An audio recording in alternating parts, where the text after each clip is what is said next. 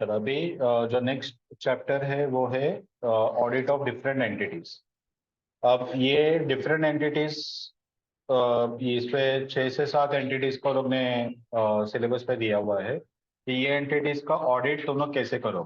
ठीक है, तो उस पर क्या क्या चेक होगा वगैरह। तो वो तुम लोग को यहाँ पे ओवरव्यू देने के लिए कि अलग अलग, अब सभी जॉइंट स्टॉक कंपनी का तो ऑडिट नहीं होगा, तो other than joint stock company का भी जब भी ऑडिट होगा तो वो टाइम पे क्या क्या पॉइंट्स अपने को चेक करना है, रिपोर्टिंग वगैरह कैसे होगा, वो सब अपने को कवर करना है। कुछ कॉमन पॉइंट इसमें ध्यान में रखने का कि सबसे पहला पार्ट कि वो एंटिटी कैसे फॉर्म हुआ है, यानी कि कौन सा एक्ट के अंदर रजिस्टर्ड है। ठीक है, जैसे अगर फॉर एग्जांपल एजुकेशन इंस्टीट्यूशन है तो नॉर्मली ट्रस्ट रहता है। ठीक है, तो तुम लोग ने वो देखा रहेगा कि जैसे डोंबिवली शिक्षण प्रसारक मंडल वगैरह। ठीक है, तो वो लोग का एक ट्रस्ट रहता है, वो ट्रस्ट के अंदर वो रजिस्टर होते हैं और उस पे वो लोग स्कूल कॉलेजेस वगैरह ओपन करते हैं। ठीक है, तो वो ट्रस्ट एक्ट वो लोग का एप्लीकेबल हो। ठीक है, कभी कभी कोऑपरेटिव सोसाइटीज एक्ट के अंदर वो लोग रजिस्टर होते हैं। वैसे अगर हॉस्पिटल रहेगा तो या तो रहेगा प्राइवेट लिमिटेड या तो रहेगा एलएलपी। ठीक है, तो वो लोग वो एक्ट का प्रोविजन को फॉलो करें। ठीक है, तो हर एक का कॉन्स्टिट्यूशन रहेगा, वो कॉन्स्टिट्यूशन का जो पेरेंट एक्ट है वो एक्ट का प्रोविजन इसको एप्लीकेबल हुआ है और वो कंपनी ने फॉलो किया है कि नहीं, ये अपने को इंश्योर कर। ठीक है, दूसरा जो कुछ कॉमन पॉइंट जो हर किसी में लिख के आने का, एक कि कंपनी जो इंस्टीट्यूशन है उसका इंटरनल कंट्रोल कितना वीक या कितना पावरफुल। ठीक है, दूसरा गवर्निंग बॉडी में कौन कौन है। ठीक है, जैसे अगर ट्रस्ट रहेगा तो ट्रस्टीज रहेगा, अगर एलएलपी रहेगा तो पार्टनर्स रहेंगे, अगर प्राइवेट लिमिटेड कंपनी है तो डायरेक्टर्स रहेंगे। ठीक है, तो उनका कॉन्स्टिट्यूशन में कौन कौन है, और वो कॉन्स्टिट्यूशन का जब भी मीटिंग्स वगैरह होगा तो उसका मिनट्स वगैरह को चेक कर, क्योंकि वो लोग ने जो भी रिजोल्यूशन वगैरह पास किया रहेगा उसके हिसाब से उसका अकाउंटिंग हुआ है कि नहीं, ये अपने को इंश्योर करना है। तो एक उसके अकाउंटिंग को अफेक्ट करेगा उसका गवर्निंग एक्ट। ठीक है, तो ट्रस्ट एक्ट या कंपनीज एक्ट या एलएलपी एक्ट वगैरह, तो ये एक्ट उसको गवर्न करेगा। दूसरा कि उसका जो गवर्निंग बॉडी है उसका जो मीटिंग्स हुआ उसको जो रिजोल्यूशन पास हुआ वो अपने को चेक करना है, वो अकाउंट्स को अफेक्ट करेगा। ठीक है, सबसे मेन पार्ट कि ये लोग का जो एक्सपेंसेस और इनकम्स है, इनकम को तो ठीक है लेकिन एक्सपेंसेस जो है वो प्रॉपर अथॉरिटी ने अप्रूव किया है कि नहीं, ये अपने को इंश्योर कर। ठीक है, क्योंकि अब जैसे फॉर एग्जांपल अगर स्कूल कॉलेज का गिना तो एक आएगा प्रिंसिपल जो वन ऑफ द अथॉरिटी है, और एक आएगा ट्रस्टीज।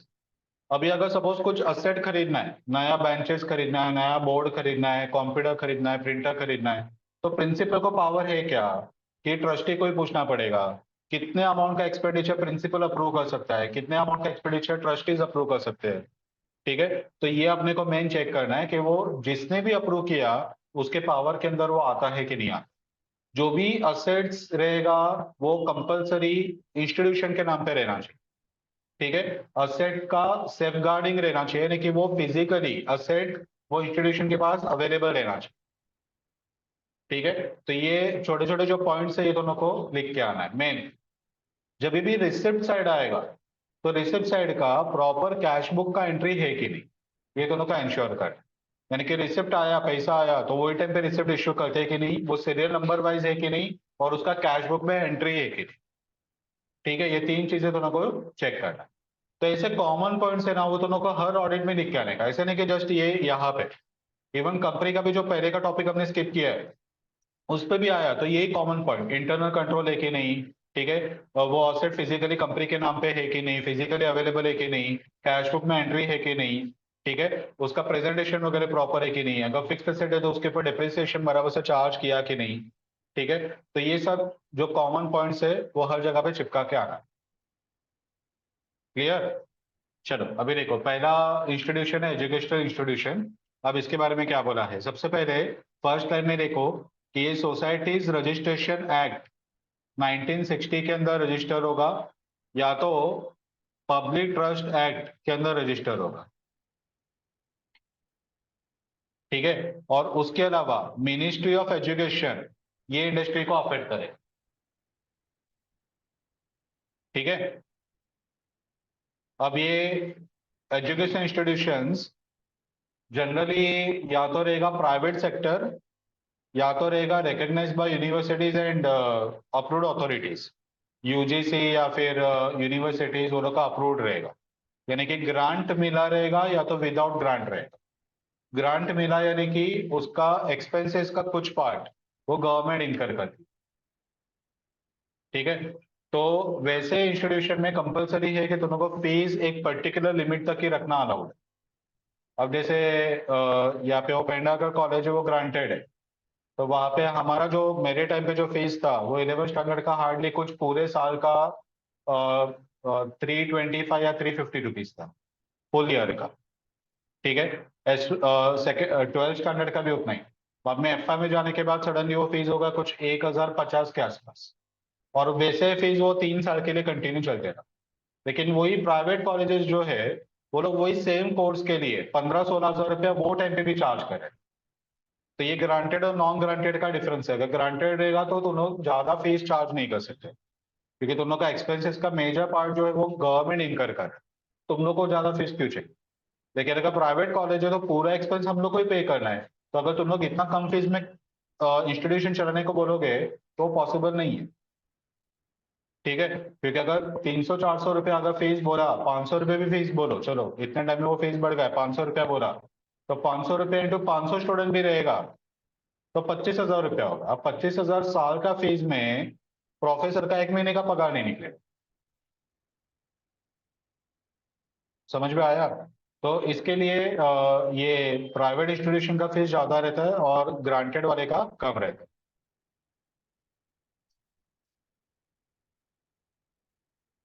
अब हम लोग को ऑडिट प्रोसीजर के टाइम पे क्या क्या स्टेप फॉलो करना है, तो देखो जो बोल्ड में ए लिखा है उसके ऊपर का line, the audit procedure for this institution must consider the following aspect, ठीक है। Point number 1, understand the constitution. अपने को कॉन्स्टिट्यूशन समझना है कि वो ट्रस्ट है, सोसाइटी है, क्या है, तो वो पर्टिकुलर एक्ट उसको एप्लीकेबल होगा। अगर वो यूनिवर्सिटी है खुद, जैसे मुंबई यूनिवर्सिटी का अगर ऑडिट कर रहे हैं, तो वो यूनिवर्सिटी सेंट्रल यूनिवर्सिटी है, स्टेट यूनिवर्सिटी है, अप्रूव्ड बाय यूजीसी है या नहीं है। प्राइवेट यूनिवर्सिटीज भी रहती है, ठीक है। तो यूनिवर्सिटी कौन से नेचर का है उसके हिसाब से उसको गवर्निंग एक्ट अपने को पता चलेगा। Next, assess the internal control system. ये दोनों को बताया ना कि हर ऑडिट में ये पॉइंट लिख के ही आने का, इंटरनल कंट्रोल सिस्टम को अपने को चेक करना है। तो इंटरनल कंट्रोल सिस्टम यानी कि उसका internal rules and regulation account से रिलेटेड, और वो कितना स्ट्रिक्टली इंस्टीट्यूट फॉलो कर रहा है। तो अपने को जाके क्वेश्चन वगैरह वो लोग को देके आने का, एम्प्लॉइज को बने का ये फिलअप करो, इसका आंसर बताओ, वो लोग के आंसर से समझेगा, वो लोग का इंटरव्यूज वगैरह देने का, वो लोग को क्रॉस क्वेश्चनिंग वगैरह पूछने का। तो लोग अगर गलत बोल रहे हैं तो पकड़े जाएगा, तो उससे समझ में आएगा कि वो लोग इंटरनल कंट्रोल प्रॉपरली फॉलो कर रहे हैं कि नहीं कर रहे, ठीक है। Next, consult the minutes book. जो मिनट्स बुक रहेगा वो लोग का, वो अपने को चेक करना है। यानी कि जब भी वो लोग का गवर्निंग अथॉरिटी का मीटिंग्स वगैरह होगा, जैसे ट्रस्टीज का मीटिंग वगैरह होगा, तो उसका मिनट्स लिखा जाएगा। मीटिंग हो गया तो मिनट्स लिखेंगे कि मीटिंग में क्या हुआ, कौन कौन प्रेजेंट थे, किसने वोट किया, किसने वोट नहीं किया, किसने अगेंस्ट वोट किया, किसने फेवर में वोट किया। ये सब चीज वहां पे मिनट्स बुक में लिखा हुआ रहता है, टाइम के हिसाब से कौन से टाइम पे क्या हुआ, ठीक है। तो वो मिनट्स बुक अपने को चेक करना है। तो जो भी रिजोल्यूशन वगैरह पास हुआ रहेगा, कोई नया असेट खरीदा तो वो ऑथोराइज है कि नहीं, ये सब चीज अपने को मिनट्स बुक से पता चलेगा, वो अपने को चेक करना है। नेक्स्ट है कंसल्ट द बजट। अब ये जो एजुकेशन इंस्टीट्यूशन वगैरह है, ये लोग को बजट्स दिया जाता है, तो वो बजट के अंदर वो लोग को ड्यूरिंग द ईयर काम करना रहता है। अब प्रिंसिपल वो मेनली पूरे इंस्टीट्यूशन को मैनेज करता है। अब हर छोटे छोटे चीज के लिए अगर वो ट्रस्टीज के पास गया, तो ट्रस्टीज थोड़ी उतने फ्री बैठे हैं कि नहीं हर चीज के लिए वो बात करेंगे। तो ये लोग क्या करेंगे, एक बजट दे देंगे कि इतना इतना एक्सपेंडिचर आप ये साल में करो, उसमें से लेबोरेटरी के लिए इतना, लाइब्रेरी के लिए इतना, ठीक है, फर्नीचर रिप्लेसमेंट के लिए इतना, रिपेयर्स एंड मेंटेनेंस के लिए इतना, तो लोग बजट दे देंगे, ठीक है। वो बजट के अंदर प्रिंसिपल को भी काम करना। अगर बजट से ज्यादा एक्सपेंडिचर करना है तो उनको ट्रस्टी का अप्रूवल लेना पड़ेगा। बाकी विद इन द बजट अगर वो काम कर रहा है तो प्रिंसिपल का अथॉरिटी है, वो काम कर सकता है, ठीक है। तो बजट क्या है ये अपने को पहले ही चेक कर लेना है।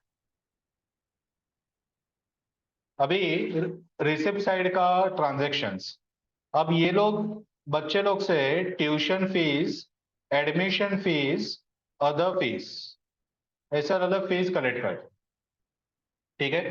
तो ट्यूशन फीस बेसिकली बच्चे लोग को स्कूल या कॉलेज में सिखाने के लिए रहता है।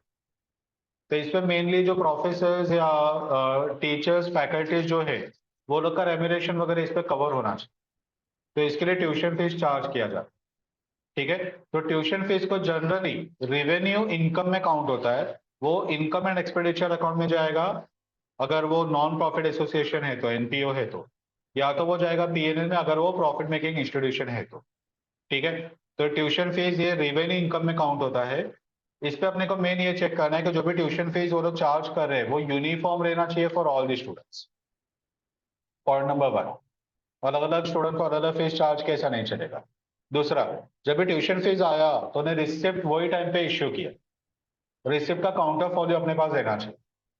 तीसरा, जितना रिसिप्ट आया वो नंबर ऑफ स्टूडेंट के साथ टैली करो। अगर स्कूल में टोटल 500 बच्चे लोग हैं सभी स्टैंडर्ड का मिला के, तो 500 बच्चों का फीस आया हुआ रहना चाहिए। अगर कुछ बच्चों का फीस नहीं आया, जैसे कुछ बच्चे लोग फाइनेंशियली प्रॉब्लम में है, उन्होंने अभी तक फीस पे नहीं किया है, तो उसका अमाउंट डेटर्स में दिखना चाहिए, ठीक है, आउटस्टैंडिंग में, तो वो दिखना चाहिए, ठीक है। अगर किसी ने एडवांस वगैरह दिया है तो वो स्कूल को अथॉरिटी है क्या एडवांस लेने का, ठीक है। और अगर लिया तो उसको पीएनए में गया तो नहीं है ना, ये चेक करना है, क्योंकि वो प्री प्री रिसीव्ड है, वो लाइबिलिटी में जाएगा, ठीक है। तो वो इंश्योर करना है। हर एक फी रिसिप्ट जो आया उसका कैश बुक का एंट्री है कि नहीं, अगर चेक वगैरह आया तो उसका बैंक में एंट्री है कि नहीं, ये अपने को इंश्योर करना है, ठीक है। तो ये पॉइंट्स दोनों को फी रिसिप्ट के बारे में लिख के आने का। नेक्स्ट है एडमिशन फीस।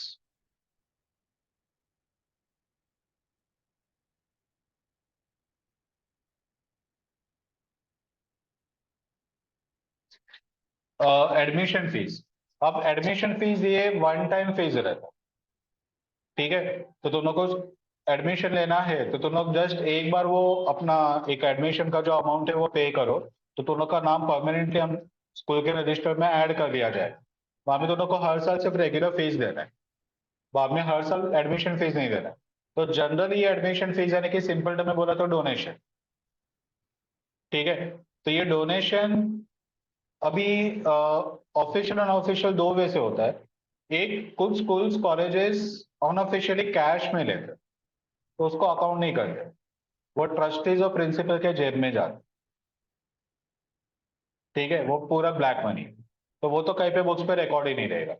और एक डोनेशन जो लोग ऑफिशियली चेक से ले, वो कैश में नहीं लेते क्योंकि वो बड़ा अमाउंट रहता है, तो लोग को कंपलसरी वो चेक से लेना रहता है, तो लोग चेक से लेते हैं, और उसको वो लोग कैसे अकाउंट कर रहे हैं वो मेन अपने को देखना है। अब ये जो डोनेशन लेंगे ना, तो लोग क्या बोलते हैं कि अपन एडमिशन लेने को जाएंगे, तो लोग पहले बोलेंगे हम लोग डोनेशन नहीं लेते, अपन खुश हो जाए, क्योंकि हम लोग बोलेंगे देखो स्कूल का लेबोरेटरी अभी तक पूरी तरह सेटअप नहीं हुआ है, उसके लिए साइंस इक्विपमेंट्स वगैरह चाहिए, कंप्यूटर लैब है तो मुझे हम लोग को कंप्यूटर्स लेना है, लाइब्रेरी के लिए बुक्स लेना है, ये सब आपके बच्चे के फैसिलिटी के लिए ही है। तो आप एक काम करो, लाइब्रेरी फंड के नाम पे, लेबोरेटरी फंड के नाम पे, बिल्डिंग फंड के नाम पे 25,000 50,000 रुपए का चेक दे दो।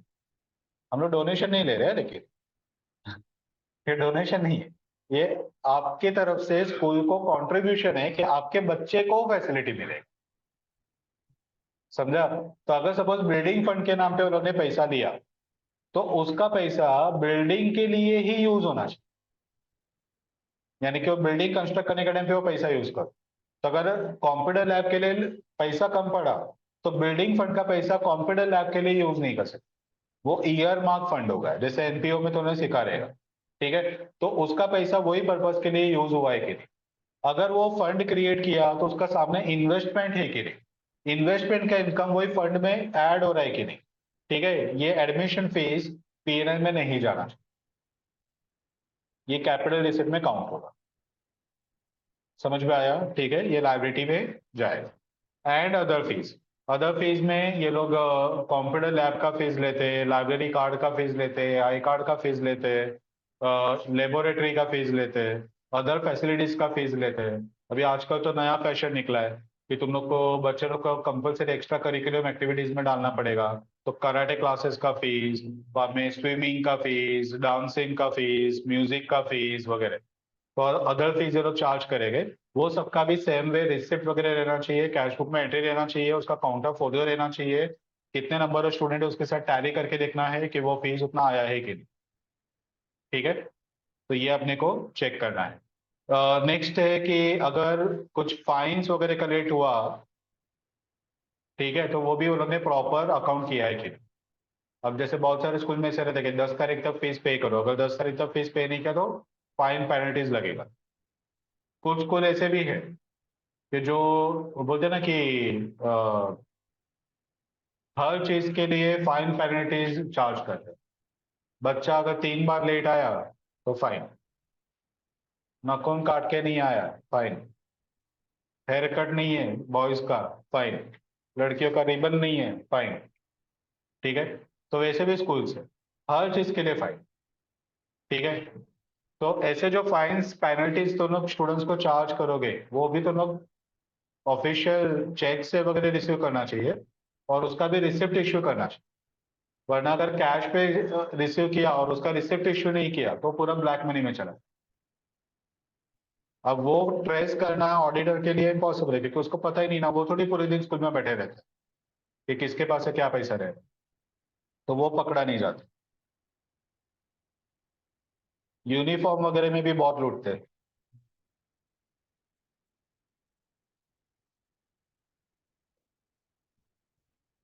चलो अभी नेक्स्ट है कि फ्री स्टूडेंटशिप अगर रहेगा, कंसेशंस रहेगा, तो वो properly granted by a person authorise to do so, वो रहना चाहिए।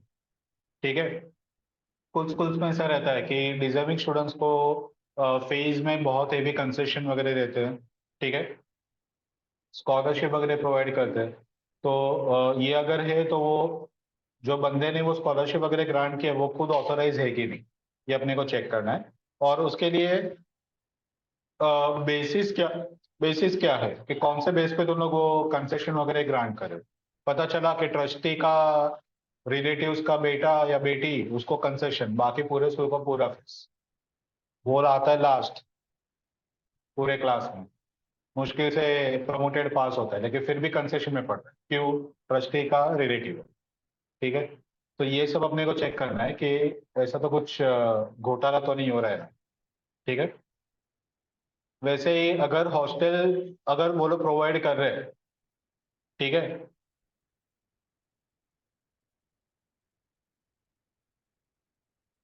तो वो केस में उसका जो पैसा है वो पूरा रिकवर होना चाहिए। और दूसरा कि अगर वो लोग ने कोई डिपॉजिट्स वगैरह लिया है, ठीक है, तो वो जब भी वो हॉस्टल छोड़ के जाएगा तभी वो रिफंड किया है कि, और वो रिफंड किया तो स्टूडेंट का साइन वगैरह रहना चाहिए। वरना पता चला कि क्लर्क रिफंड अपने घर पे कर रहा है। ठीक है, तो वैसा नहीं होना चाहिए, तो वो स्टूडेंट का साइन वगैरह वहाँ पे रहना चाहिए। वो तो बात अलग है कि वो जाली सिग्नेचर भी कर सकते हैं, अपन थोड़ी स्टूडेंट को बुलाएंगे तू नहीं साइन किया है क्या बता। ठीक है, लेकिन ये एक जस्ट ऑडिट का एक वे है कि नॉर्मली ये सब चेक करते हैं। ठीक है, वैसे अगर गवर्नमेंट से अगर ग्रांट्स वगैरह मिला है तो वो अपने को वेरीफाई करना है। ठीक है, सैंक्शन लेटर आता है गवर्नमेंट से और बैंक में एंट्रीज आता है, तो ये अपने को वेरीफाई करना है कि सैंक्शन लेटर में जितना अमाउंट लिखा है उतना ही बैंक में एंट्री है कि नहीं। ठीक है, नेक्स्ट अगर डोनेशंस मिला अपने को, ये एडमिशन फीस का ही पार्ट है एक्चुअली, तो अगर डोनेशंस मिला तो उसका एक्नॉलेजमेंट वो लोग ने इश्यू किया है कि नहीं, यानी कि वो लोग ने रिसिप्ट दिया है कि नहीं, और अब प्रॉपरली बुक्स पे रिकॉर्ड हुआ कि नहीं, क्योंकि अगर डोनेशन जनरल नेचर का रहेगा तो पीएनएल में जाएगा, अगर वो स्पेसिफिक कोई फंड के लिए है तो वो लायबिलिटी में जाएगा। अगर ऐसे ही एनोनिमस डोनेशन दिया, कुछ नाम वगैरह नहीं है, जैसे वो भगवान के उस पे रहता है कि मंदिर में वो पेटी रहता है, उस पे जो 5, 10, 100 रुपया 200 रुपया जो भी डालेगा वो एनोनिमस है, उस पे किसी का नाम वगैरह नहीं, तो वो तो ना कहीं पे भी यूज कर, तो रेवेन्यू इनकम है। लेकिन अगर हमने पावती फाड़ा और उस पर लिखा कि बिल्डिंग फंड है, ठीक है, तो वो केस पे वो बिल्डिंग के लिए यूज होना चाहिए, तो वो कैपिटल रिसिप्ट में काउंट होगा। ठीक है, वैसे ही एक मेजर इनकम ये भी आता है, लेटिंग आउट ऑफ इंस्टीट्यूशनल प्रॉपर्टीज। ठीक है, तो संडे को स्कूल शादी के हॉल में कन्वर्ट हो जाते हैं, उसका ग्राउंड रहता है, उस पर शादी वगैरह अरेंज करते। स्कूल के बसेस रह गए, वो संडे को पिकनिक वगैरह के लिए लोग दे रहे थे भाड़े से। तो मंडे से लेके सैटरडे तक स्कूल के बच्चों को लेके जाना वगैरह, और संडे को प्राइवेट इंस्टीट्यूशंस को भाड़े से दे दिया। ठीक है।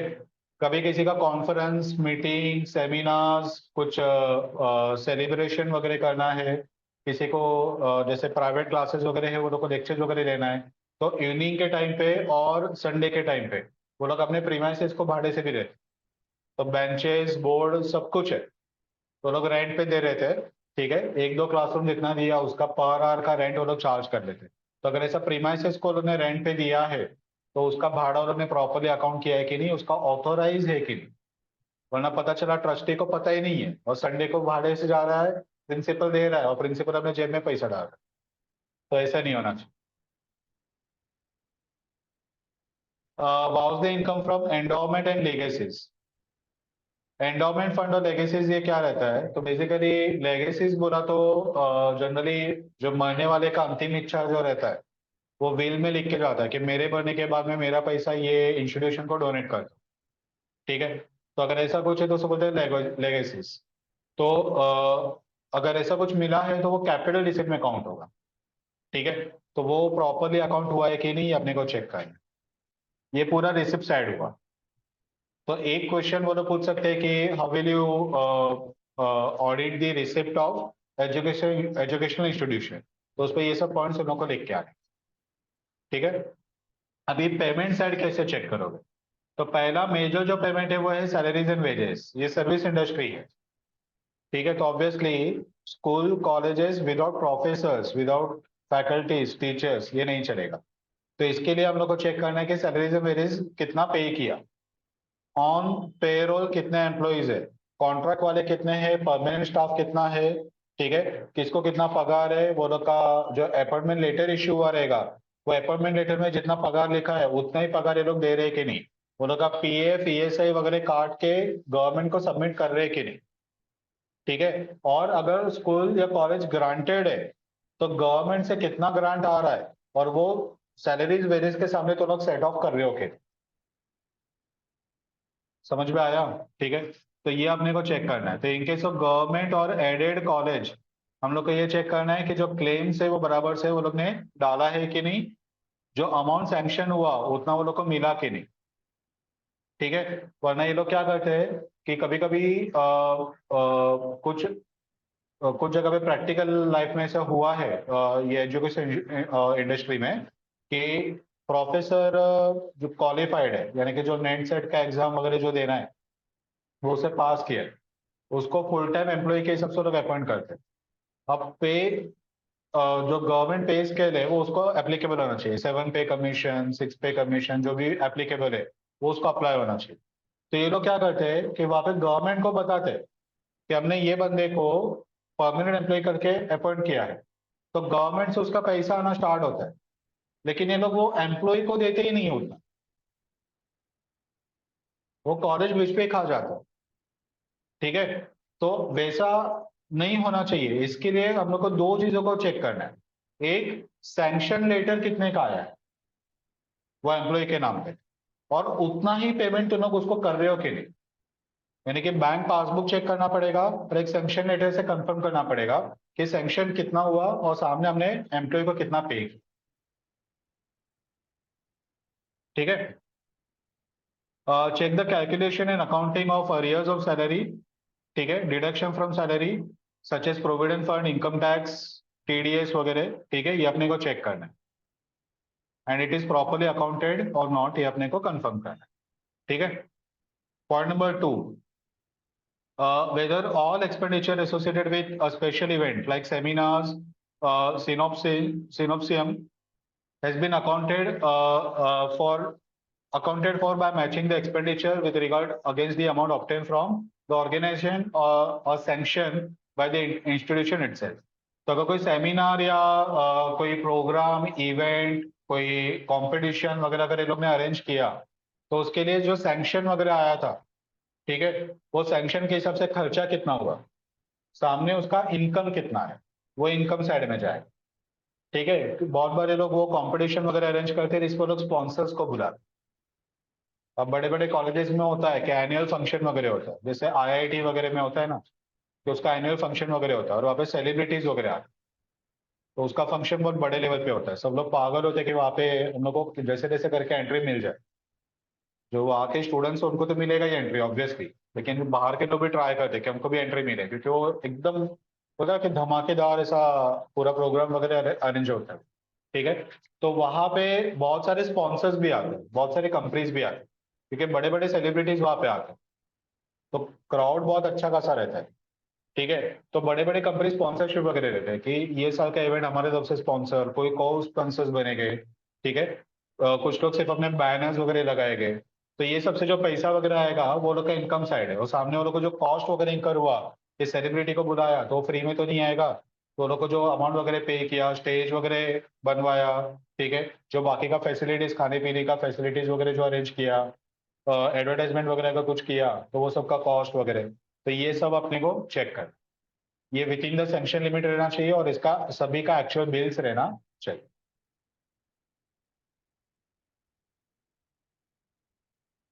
Vouch all the regular expenses such as electricity, telephone, broadband bills, traveling expenses, etc.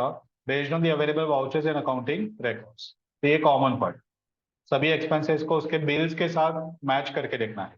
Vouch purchase of fixed asset expenditure for construction of college building based on the available vouchers, resolutions of the meeting of purchase of finance committee.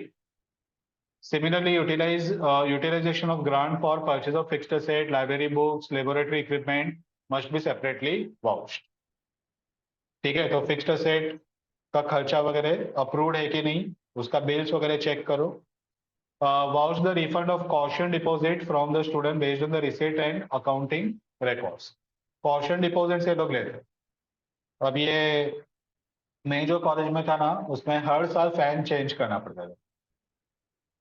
हर साल जब बच्चा college छोड़ के जा रहा है, वो band करके जाए, यानी कि ब्लेड्स ऐसे नहीं रहता है, ब्लेड्स ऐसे हो जाते हैं, बोर्ड में गड्ढे रहते हैं। ठीक है। बेंचेस तोड़ के जाते हैं। तो हर साल का ये सिस्टम है। ठीक है। तो इसीलिए बच्चों लोग से कॉशन मनी लिया जाता है। तो हमारे टाइम पे तो सीसीटीवी वगैरह का कोई कंसेप्ट था ही नहीं। अभी तो कॉलेजेस और स्कूल्स पे सीसीटीवी इसीलिए डाला जाता है कि अगर ऐसे कोई बच्चे लोग हैं तो उनको पकड़े जाए, और सीसीटीवी से एटलीस्ट वो लोग थोड़े कंट्रोल में रहे।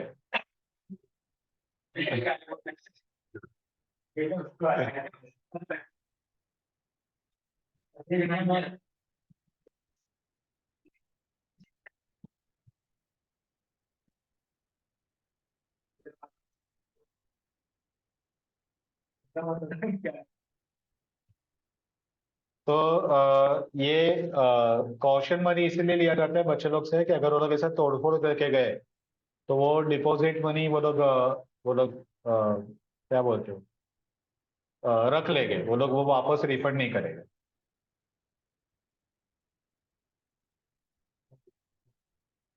Examine the payment on account of hostel facilities, including repairs and maintenance of hostel building, electricity charges, purchase of food items, etc. तो हॉस्टल अगर प्रोवाइड करे तो उसके लिए क्या क्या एक्सपेंडिचर वगैरह हुआ, ये अपने को देखना है।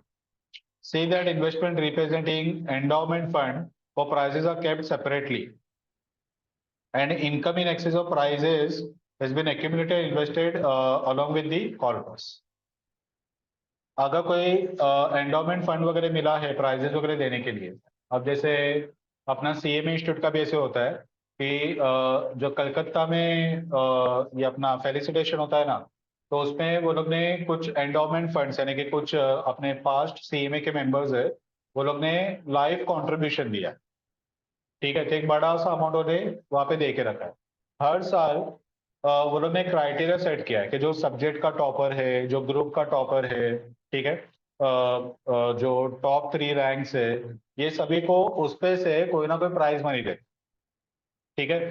तो वो लोग बुक्स वगैरह देते हैं, जैसे मेरे टाइम पे मुझे 3 बुक्स मिला था, यानी कि 3 क्राइटेरिया में वो टॉप आया रहेगा, तो 3 बुक्स मिला था, हर एक क्राइटेरिया का एक एक वैसे। तो अप्रोक्सीमेटली कुछ 1000 रुपीज तक का बुक था। ठीक है। 1000 या 1200 के आसपास के वैल्यूज का बुक था। तो बुक उन्होंने वो मेडल और ये तो मिला ही, उसके अलावा ये एंडोमेंट फंड में से लोग ने वो प्राइज, ठीक है, तो वो लोग हर साल उसमें से प्राइज वगैरह देते हैं, और जो फंड बच गया वो लोग उसे इन्वेस्ट करते हैं, इन्वेस्ट करके उसमें से इनकम आएगा वो फंड में ही ऐड कर दे जाए। सिंकिंग फंड में होता है ना से, तो endowment fund is nothing but sinking fund. तो वो फंड कंटिन्यू ऑनगोइंग चलते जाएगा। कोई नया सीए में है तो वो भी उसमें फंड में ऐड कर सकता है कि चलो अभी मेरा मेरा भी कंट्रीब्यूशन इसमें ऐड कर, अगले साल से एक बुक की जगह पे दो बुक देना या फिर दो प्राइज देना वगैरह, या क्राइटेरिया और बढ़ाओ, कुछ और बच्चे लोग को भी दो। आया समझ में? चलो, तो ये हो गया एक्सपेंसेस का ऑडिट। अभी असेट एंड लायबिलिटी का वेरिफिकेशन। असेट एंड लायबिलिटी के केस पे पहले टेंजिबल असेट्स अपने को चेक करना है। ये टेंजिबल असेट, उसके लिए एक फिक्स्ड असेट का रजिस्टर बनाया जाता है, ठीक है, और वो फिक्स्ड असेट के रजिस्टर के साथ असेट को फिजिकली जाके वेरीफाई किया जाता है। तो ना स्कूल कॉलेज में देखना, तो उन्होंने ऑब्जर्व किया रहेगा ना, तो पैन के ऊपर वगैरह नंबर लिखा रहता है, बेंच के ऊपर, फैन के ऊपर, इवन बोर्ड के आसपास भी लिखा रहता है, ठीक है, एसी रहेगा तो एसी एसी के ऊपर लिखा रहता है वगैरह। तो ये क्यों लिखते हैं? क्योंकि वो लोग के पास एक रजिस्टर रहता है, फिक्स्ड एसेट का रजिस्टर, उसमें वो लोग सीरियल नंबर वाइज ऐड करते जाते हैं, और वो ऑडिटर जब भी आता है ना तो फिक्स्ड एसेट का रजिस्टर मांगता है, और वो एक एक क्लासरूम में जाके वो फैन को फिजिकली वेरीफाई करेगा कि अगर 25वें नंबर का फैन सपोज क्लासरूम नंबर 8 में है, तो वो क्लास नंबर 8 में जाके देखेगा तो वो फैन के उसके ऊपर लिखा रहता है 25 नंबर, तो वो कंफर्म होगा कि ये 25 नंबर का फैन है। तो जिसका नाम फिक्स्ड एसेट के रजिस्टर में है लेकिन फिजिकली वो असेट नहीं है, तो पूछेगा ये कहाँ गया बताओ, ठीक है, अगर कोई फैन खराब हो गया निकाल के साइड में रख दिया, ठीक है, तो बताएगा खराब हुआ फैन भी बताओ, और अगर तुम लोग उसको रीयूज नहीं करने वाले हो तो उसको राइट ऑफ करो, बुक्स पे क्यों रखा है, समझा? तो ये फिक्स्ड एसेट रजिस्टर के साथ अपने को चेक करना है। दूसरा कि हर एक असेट के ऊपर प्रॉपर डेप्रिसिएशन चार्ज कर रहे हैं कि नहीं, ये अपने को चेक करना है। इनटेंजिबल रहेगा तो एमोर्टाइज कर रहे हैं कि नहीं, ये अपने को चेक करना है, ठीक है। दूसरा, verify the refund of TDS in respect of interest on investment. TDS अपना कट हुआ है तो वो असेट साइड में लिखा रहेगा, किसी ने अपना टीडीएस कट किया तो अपने लिए वो रिसीवेबल हुआ ना, अपने लिए असेट हुआ, ठीक है, तो वो असेट में टीडीएस रिफंडेबल वो लिखा है कि नहीं। Carefully examine all outstanding liabilities such as electricity, telephone bills, outstanding, TDS and PF not yet deposited, ठीक है, तो ये अपने को सभी लाइबिलिटीज को केयरफुली एग्जामिन करना है। एग्जामिन कैसे करना है? तो कैश बुक में एंट्री कितना है, स्टाफ कितने हैं, तो कितना सैलरी पे होना चाहिए था, सामने कितना सैलरी एक्चुअली पे हुआ, तो डिफरेंस वाला जो पार्ट है वो आउटस्टैंडिंग में दिखना चाहिए, समझा? ठीक है, और जो टोटल एक्सपेंस है वो पीएनएल में डेबिट होना चाहिए। तो अगर टोटल सपोज 40 प्रोफेसर है, 40 स्टाफ है, तो 40 स्टाफ का टोटल सैलरी, फॉर एग्जाम्पल पूरे साल का टोटल सैलरी आ रहा है 30 लाख रुपया 40 जन का, तो वो 30 लाख रुपया पीएनएल में डेबिट रहना चाहिए। उस पे से अगर सपोज 28 लाख रुपीज पे हो चुका है तो वो कैश बुक में रहना चाहिए, और जो 2 लाख बच गया वो जाना चाहिए लाइबिलिटी आउटस्टैंडिंग करके। ये सब जगह पे वो वेरीफाई होना चाहिए, ठीक है, तो ये अपने को चेक करना है। Verify the inventories of furniture, stationery, clothing, provision, and all equipments. This should be checked by reference to stock register, and values applied to various items should be test checked. ठीक है, अब बहुत बड़ा institution रहेगा ना तो physically हर एक asset को चेक नहीं कर सकते। अब जैसे फॉर एग्जांपल अगर ये मुंबई यूनिवर्सिटी का अगर ऑडिट हो रहा है, तो मुंबई यूनिवर्सिटी का इमेजिन करो, अपना पूरा ये जो कलीना में यूनिवर्सिटी है उसका कैंपस ही कितना बड़ा है, चल के जाएंगे ना तो पैर दुखता है, इतने सारे तो मीन्स इतना बड़ा एरिया तो उन्होंने ऑक्यूपाई किया है। हर एक जगह पे अलग अलग डिपार्टमेंट का बिल्डिंग्स है, एक बिल्डिंग रहेगा कॉमर्स का, एक इलेक्ट्रॉनिक इंजीनियर का, एक ये बॉटनी का, एक साइंस का, एक वो वगैरह, इतने सारे कोर्सेज है, लैंग्वेज कोर्सेज से लेके सब कुछ है। अब उसमें अगर ऑडिटर को बोला कि हर एक क्लासरूम में जाओ और बेंचेस काउंट कर, तो वो तो पॉसिबल नहीं होगा क्योंकि वो प्रीमाइसेस बहुत बड़ा है, इतना सारा थोड़ी चेक करते बैठेंगे। तो वो लोग क्या करेंगे, टेस्ट चेकिंग करेंगे कि जैसे कॉमर्स के बिल्डिंग का 3 क्लासरूम उठाया रैंडमली, कोई भी थी, उसका रजिस्टर मांगा। तो रजिस्टर में क्लासरूम वाइज एंट्री रहेगा कि ये क्लासरूम में इतना बेंचेस है, वो वहां पे जाके चेक करेगा। अगर 3 क्लासरूम का बराबर है तो पूरे बिल्डिंग का बराबर है, आगे बढ़े, दूसरे बिल्डिंग में चले जाओ।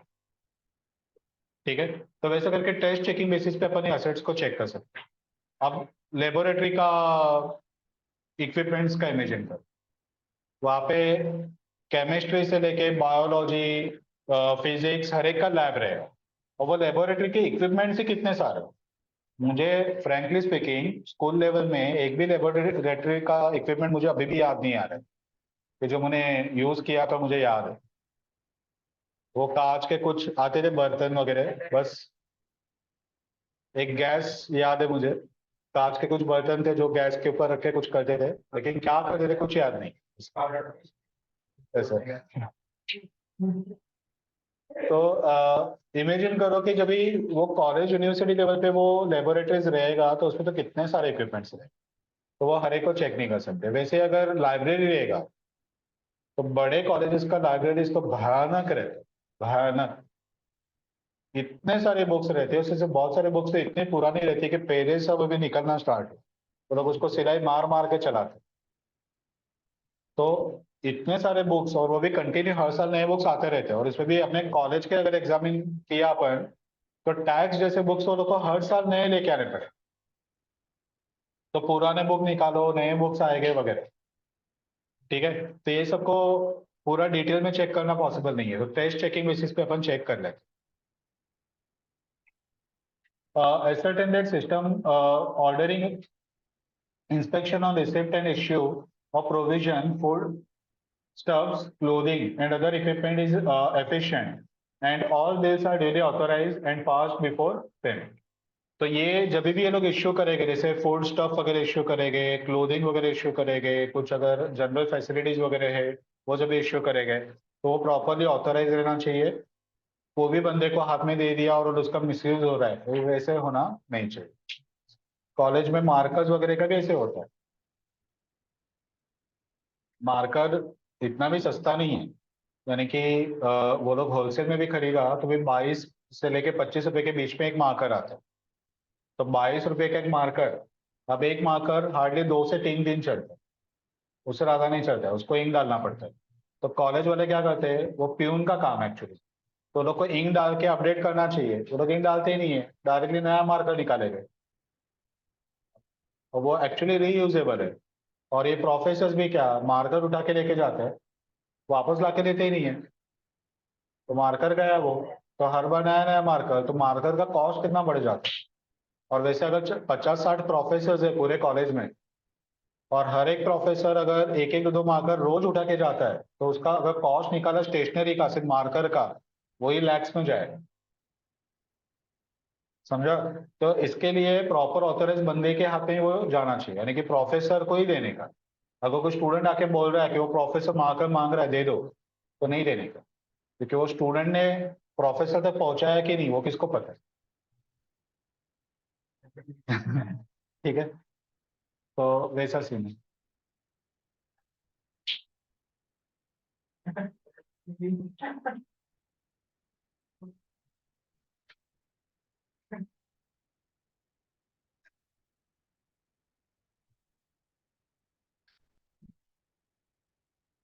अब वेरिफिकेशन ऑफ फाइनेंशियल स्टेटमेंट, अभी इसमें वो लोग जो फाइनेंशियल स्टेटमेंट बना रहे हैं इस पर गवर्निंग एक्ट, वो लोग को जो एक्ट एप्लीकेबल है उसके हिसाब से वो लोग जो बना रहे हैं, उस पर उन्होंने अकाउंटिंग स्टैंडर्ड लीगल रिक्वायरमेंट वो एक्ट का वो कंप्लाई किया है कि, ये अपने को चेक करना है।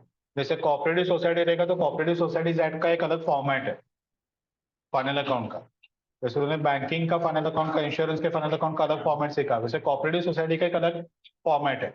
दोनों का एमकॉम में आता है वो फॉर्मेट, अपने को लकीली सीएमए के सिलेबस पे नहीं है, क्योंकि हर स्टेट का कोऑपरेटिव सोसाइटीज एक्ट अलग अलग फॉर्मेट बता है। तो ये नेशनल लेवल का इंस्टीट्यूट है अपना सीएमए, तो कौन से स्टेट का कोऑपरेटिव सोसाइटीज का एक्ट ले, फॉर्मेट ले, इसके लिए वो चैप्टर को डाला नहीं। बाकी एकदम पुराने टाइम में वो भी चैप्टर था सिलेबस में। वैसे CMA की बहुत बहुत टाइम पहले, लेकिन अभी वो नहीं है।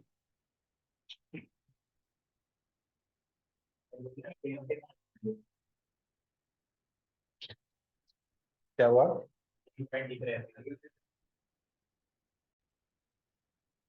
अभी हेल्थ केयर ऑर्गेनाइजेशन में अगेन सेम पॉइंट्स वही रहेगा। तो पहले दोनों को उसका कॉन्स्टिट्यूशन चेक करना है कि वो कौन सा एक्ट के अंदर रजिस्टर्ड है।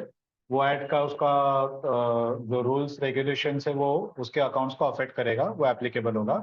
तो वो या तो चैरिटेबल इंस्टीट्यूशन रहेगा, चैरिटेबल ट्रस्ट रहेगा, या तो फंडेड बाय गवर्नमेंट रहेगा, या तो लोकल अथॉरिटी थ्रू फंडेड रहेगा, या तो वो प्राइवेट रहेगा। ठीक है, तो प्राइवेट में भी कौन सा है, LLP है, प्राइवेट लिमिटेड कंपनी है, अकॉर्डिंगली उसका एक्ट डिसाइड होगा। और वो एक्ट का प्रोविजंस कंपनी ने फॉलो किया है कि नहीं, ये अपने को चेक कर। ठीक है। ऑडिट प्रोसीजर क्या क्या रहेगा? तो पहला है अंडरस्टैंडिंग द कॉन्स्टिट्यूशन, उसका कॉन्स्टिट्यूशन चेक करो। तो ट्रस्ट है तो ट्रस्ट डीड चेक करो, पार्टनरशिप है तो पार्टनरशिप डीड चेक करो, कंपनी है तो उसका MOA AOA चेक करो। ठीक है, तो ये अपने को चेक करना है ताकि पता चले कि उसका इंटरनल रूल्स एंड रेगुलेशंस क्या है जो अकाउंट्स को अफेक्ट कर रहा है। दूसरा, उसका इंटरनल कंट्रोल सिस्टम कैसा है, ये अपने को चेक करना है। इंटरनल कंट्रोल पावरफुल या वीक है, ये अपने को असेस करना है। तीसरा है कि उसका मिनट्स बुक चेक करना है। तो जो जो गवर्निंग अथॉरिटी है उसका, वो लोग का जो मीटिंग हुआ उसका मिनट्स वगैरह चेक करो, ताकि एक्सपेंडिचर जैसे असेट्स वगैरह खरीदने का रिजोल्यूशन वगैरह पास किया रहेगा, तो वो सब अपने को चेक करना पड़ेगा। अभी रिसिट एंड ट्रांजेक्शन इस पे क्या क्या आएगा? तो अगर स्टेट गवर्नमेंट या लोकल अथॉरिटी थ्रू रन है, तो लोगों को ग्रांट कितना मिला है ये अपने को चेक करना है। वो ग्रांट का सैंक्शन लेटर और बैंक डिटेल उसके साथ अपने को चेक करना है कि जितना सैंक्शन किया तो उतना अपने को ग्रांट मिला है कि नहीं मिला। ठीक है।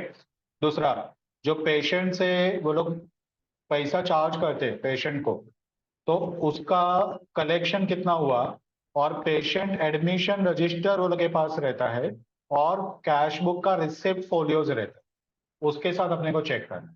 यानी कि बिल कितना चार्ज हुआ, सामने कैश बुक का रिसिप्ट वो लोग रिसिप्ट इश्यू करेंगे, और उसका बैंक स्टेटमेंट में एंट्री। ठीक है।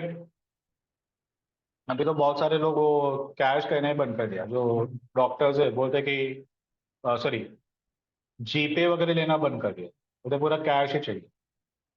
तो वो लोग के पास एक टाइम पे 100-150 पेशेंट रहते। अगर एक जन से 500 रुपया भी लिया, तो उसका दिन का इनकम ही 500 इंटू 100 पेशेंट पकड़ा, ठीक है, तो 50,000 एक टाइम का। शाम को वापस 50, यानी कि ₹1,00,000 दिन का इनकम। वैसे अगर वो सपोज 300 दिन भी काम करता है, तो ₹1,00,000 इंटू 300, 3 करोड़ का इनकम है। लेकिन पूरा कैश, पूरा कैश लेते ही नहीं। क्यों लिया? तो बाद में टैक्स ऑडिट से लेके सब कुछ एप्लीकेबल होगा। नहीं लेते हो लोग, बहुत सारे जन ऐसे नहीं लेते, स्ट्रिक्टली कैश ही दो।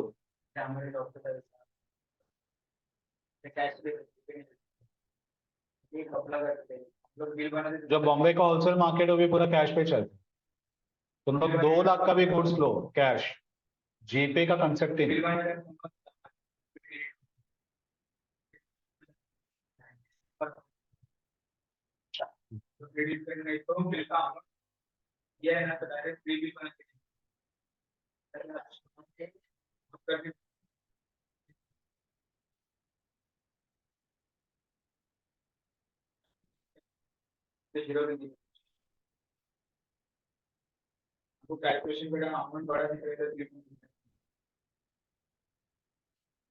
चलो next, vouch collection from various pathological test.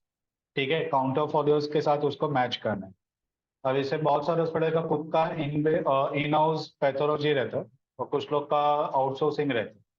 तो जैसे मेट्रोपोलिस वगैरह है, ये सब जायंट है पैथोलॉजी में, तो ये लोग ने बहुत सारे हॉस्पिटल से टाइप करके रखा है। तो जो भी चेकिंग वगैरह रहेगा, वो लोग का बंदा आएगा, सैंपल्स कलेक्ट करके लेके जाएगा, रिपोर्ट ला के लेके दे देगा। ठीक है। तो वो पैथोलॉजी का जो भी पैसा लोग ने पे किया वो सब अपने को चेक करना है, उसके सामने अपन पेशेंट को कितना चार्ज किया वो अपन वेरीफाई करेंगे। अगर कोई डोनेशंस वगैरह आया है, ठीक है, चैरिटेबल जो हॉस्पिटल्स वगैरह रहते हैं और डोनेशंस वगैरह आता है, तो रिसिप्ट बुक से चेक करो।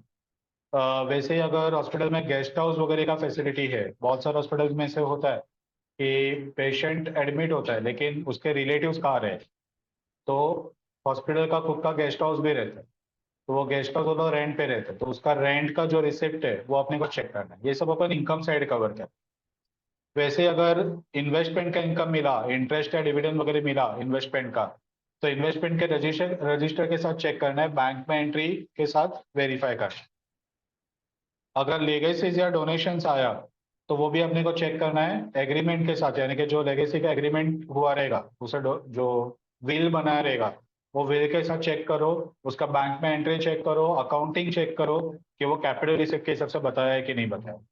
ठीक है। तो बहुत सारे बड़े बड़े लोगों का ऐसा होता है कि वो लोग खुद का मरने के बाद जो प्रॉपर्टीज वगैरह है वो हॉस्पिटल वगैरह को डोनेट करके जाते हैं, या फिर खुद का एक अलग से ट्रस्ट बनाते हैं और उसको हॉस्पिटल सेटअप करते हैं, तो उसी के पैसे से वो हॉस्पिटल वगैरह रन आते हैं। पेमेंट में क्या क्या चेक करना है, तो जो भी कैपिटल एक्सपेंडिचर है यानी कि असेट्स वगैरह खरीदना, ठीक है, मशीनरीज है, फर्नीचर है, ये अप्रूव्ड है। ठीक है। और इसका चेक का काउंटर फॉलोज के साथ चेक करना है, इनवॉइसेस के साथ चेक करना है, और जो कोटेशंस वगैरह आ रहेगा, टेंडर्स वगैरह आ रहेगा उसके साथ कंपेयर कर। ठीक है। ऐसा कुछ जगह पे होता है कि जो बहुत सारे जगह पे हॉस्पिटल्स वगैरह भी कंपनीज में कन्वर्ट होगा, जैसे फोर्टिज है वो ये कंपनी है। ठीक है। तो ये डायरेक्टर्स वगैरह क्या करते हैं कि ये लोग इक्विपमेंट्स वगैरह खरीदते हैं, जैसे सिटी स्कैन का मशीन खरीदा, तो कुछ मशीन तो इतने कॉस्टली है कि 2-2 3-3 करोड़ के आते हैं। तो मशीन रहेगा 2 करोड़ का, सामने वाली पार्टी को बोलेंगे 3 करोड़ का बिल बना के बेच। कंपनी है, पेमेंट 3 करोड़ का होगा, बोलेगा भी 1 करोड़ एक्स्ट्रा है ना, उसमें से 20 लाख रुपया तुम लोग रखो, 80 लाख रुपया हम लोग को वापस दे दो। यानी कि ऑन पेपर वो इक्विपमेंट बैलेंस शीट में जाएगा 3 करोड़ का, कंपनी पे करेगा 3 करोड़, और 80 लाख रुपया डायरेक्टर ने अपने जेब में डाला। सामने वाले कंपनी के डायरेक्टर को 20 लाख वगैरह मिल गया, वो भी बिल बना के दे देता है। ठीक है। तो एक्चुअली रहता 2 करोड़ का ही है, तो ऐसा भी ये लोग सब झोल मारते हैं। तो इसके लिए अपने को चेक करना है कि जो कोटेशन आया था वो कितने अमाउंट का था, उसके सामने जो बिल आया वो कितने अमाउंट का है, बैंक से पेमेंट कितने अमाउंट का हुआ, ये अपने को चेक करना है। नेक्स्ट है vouch the salary paid to staff, ये अटेंडेंस रजिस्टर, पेरोल वगैरह से अपन वेरीफाई करेंगे।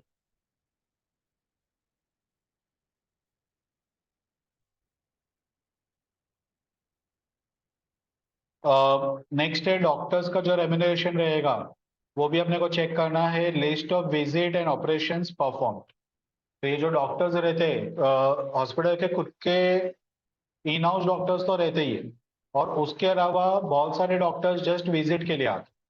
तो वीकली 1 दिन 2 दिन वो लोग को ओपीडीज वगैरह रहते हैं, तो वो लोग आते हैं, पेशेंट को चेक करते हैं, जितने पेशेंट को चेक किया है, जितना टाइम स्पेंड किया, उसका टाइम के हिसाब से या नंबर ऑफ पेशेंट के हिसाब से फिक्स अमाउंट रहता है, हॉस्पिटल वो पे करके उसको भेज देता है। ऑपरेशन वगैरह कुछ करना है तो ऑपरेशन का चार्जेस हॉस्पिटल बताएगा, लेकिन वो चार्जेस में से एक अमाउंट डॉक्टर को जाता है। ठीक है। ये हिंदुजा वगैरह जो हॉस्पिटल्स है वहाँ पे ओपीडी वो लोग 4-4 5-5 हजार लेते, जस्ट 5 मिनट मैक्स वो डॉक्टर अपने को मिलता है, और एक विजिट का 4 से 5 हजार रुपए, क्योंकि उतने सीनियर डॉक्टर्स को लोग बुलाते हैं। और डॉक्टर को लोग एक एक डॉक्टर को 1 करोड़ का पैकेज, 2 करोड़ का पैकेज, वैसे लोग का एनुअल पैकेज रहता है, जो लोग के खुद के एम्प्लॉइज है।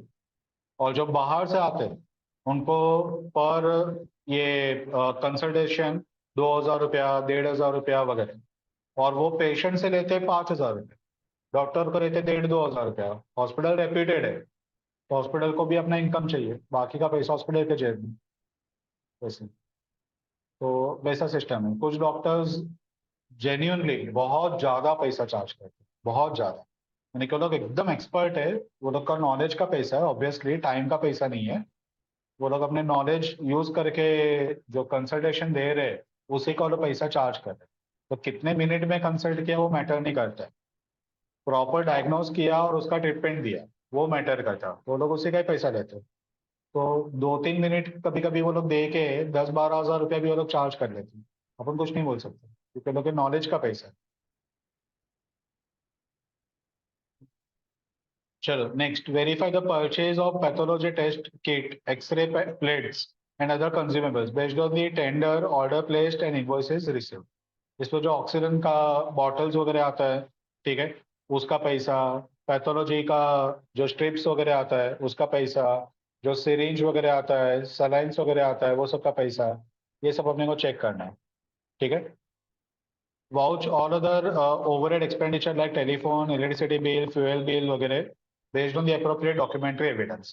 तो दोनों को जो जो एक्सपेंसेस याद आएगा ना, वो सबका डॉक्यूमेंट्री एविडेंस के साथ वेरीफाई करना है। ये दोनों के कॉमन पॉइंट लिख के आना है,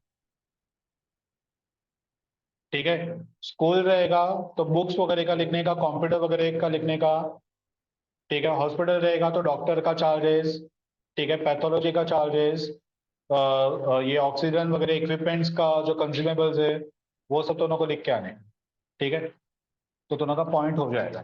next, verification of assets and liabilities. यहाँ पे मेनली क्या बताओगे, असेट फिजिकली है कि नहीं वो वेरीफाई करो, ठीक है।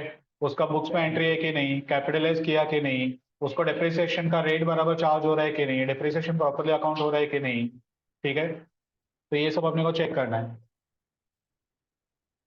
तो verify the stock register of medicine, food items and other equipments, check their valuation, ठीक है। ये सिर्फ फिक्स्ड असेट नहीं है, इसके लिए करंट असेट का पार्ट है। Physical verification of fixed asset, investment, ठीक है। फिक्स्ड असेट और इन्वेस्टमेंट का रजिस्टर रहेगा।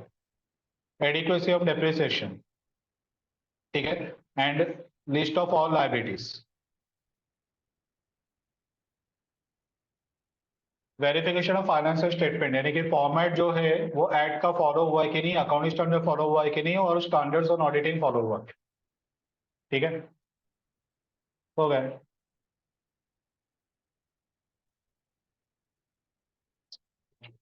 चलो।